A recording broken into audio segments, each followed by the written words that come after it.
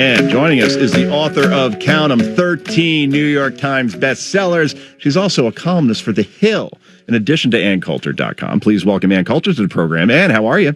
Good to talk to you. Absolutely. I want to talk about your story or your column on The Hill that's doing gangbusters today from a traffic perspective, certainly drawing a lot of interest from our readers and going viral, as they call it, Cooper. Mm-hmm, that's what the kids say. Yes. But first, did want to talk about the latest situation of the president being called a racist. I did a story last week on the same publication, The Hill, that showed that CNN and MSNBC said the word racist more than 4,100 times in just a week from July 14th through the 21st, and those were all directed at the president. I'm wondering, Ann, has the charge lost its impact at this point when you say it thousands of times in, say, a week?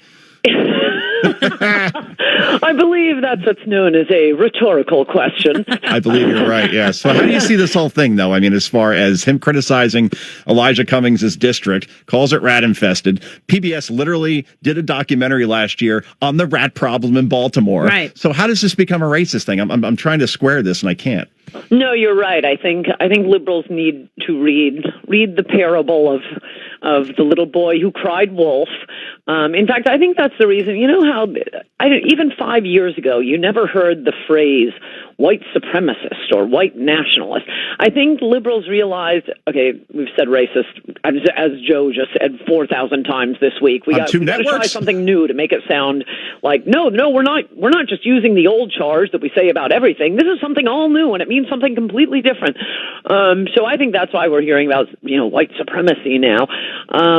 No, I mean, it may be a stupid comment, an overreaction, but I wouldn't particularly call it racist, I guess. I'm just not in a mood to defend Trump until he starts building the wall and keeping the rest of his promise. I mean, you feel like you have this friend whom everybody hates, and you're constantly defending him, and then you find out he's bad-mouthing you behind your back.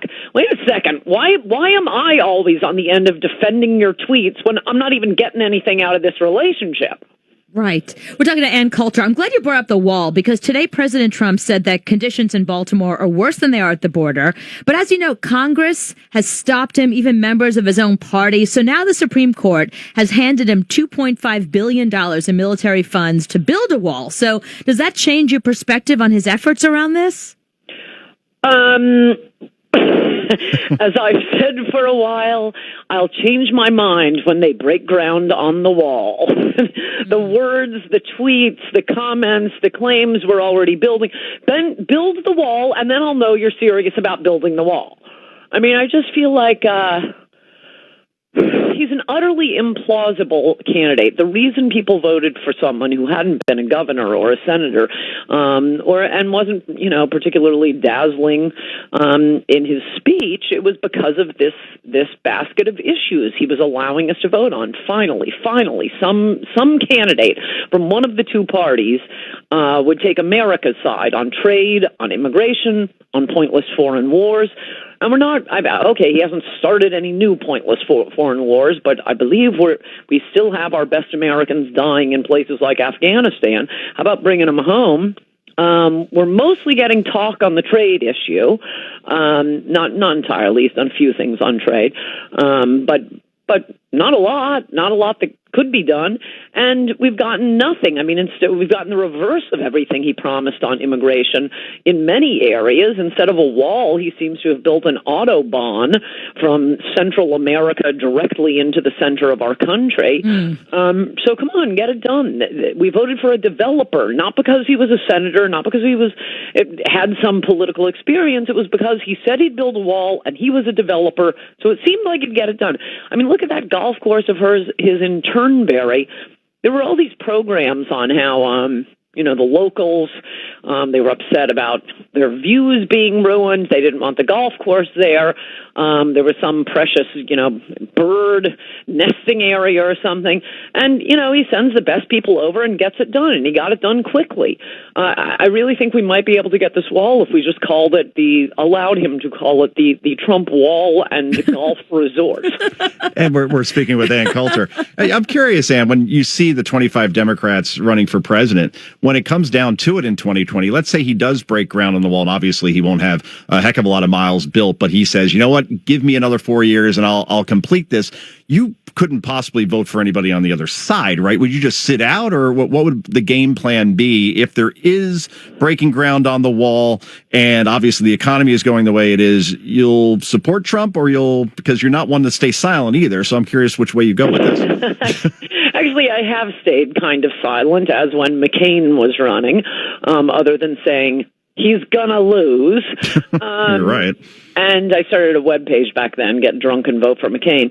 So I'm not really a good test case. Yeah, in the end, especially having watched the Democratic debates now, I might have toyed with voting for a Democrat who would offer to keep Trump's promises on immigration. I might have done that in the abstract. Bernie Sanders had a fantastic immigration plan when he ran merely 4 years ago, and then suddenly the laws of supply and demand flew out of his head.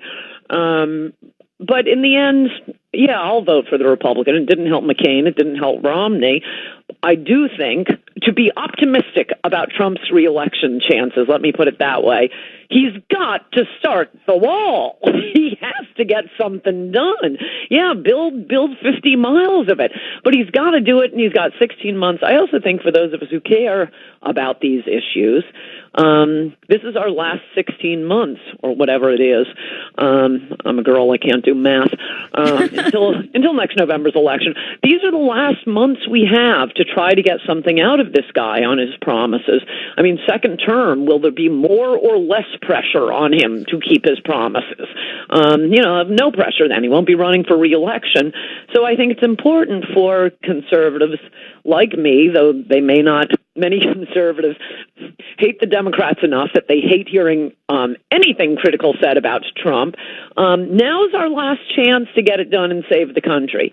So you can vote for him in the end, but you really ought to be putting pressure on him to keep his central campaign promise. Let's get to your article, Ann Coulter, How We Became the World's Suckers on Immigration. This article you wrote for The Hill. I mean, it's just going gangbusters right now.